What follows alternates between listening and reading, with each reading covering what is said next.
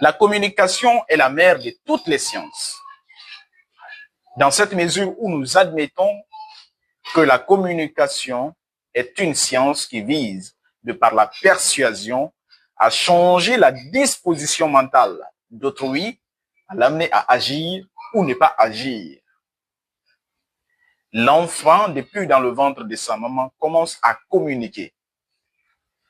Dans cette mesure où le cordon ombilical qui lie l'enfant à la maman permet à cet enfant de transmettre de façon immédiate des informations auprès de la maman.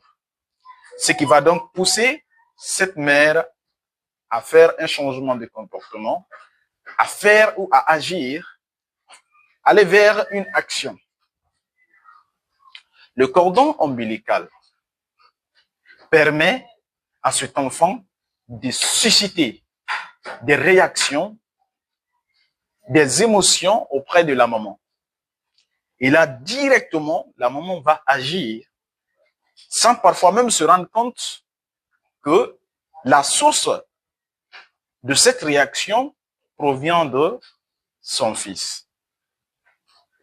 Alors, d'une part, nous disons encore que la communication, c'est la rétroaction, c'est-à-dire lorsque je provoque un événement, je provoque un fait auprès d'une cible, je compte toujours avoir un retour. Alors, le fait pour cette cible de me revenir, ça devient une communication.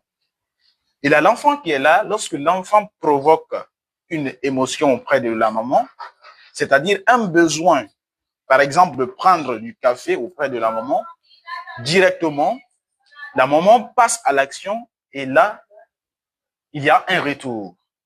La maman prend du café et directement, ça se transmet à l'enfant. Voilà donc ce qui nous pousse à affirmer que la communication est la mère de toutes les sciences. Si, par exemple, l'homme, c'est à partir de sa naissance qu'il commence à penser pour faire une science, et là, il faut comprendre que l'enfant, depuis dans le ventre de sa maman, se trouve dans le monde de la communication, commence à communiquer avec sa maman, sans même son existence dans le monde réel.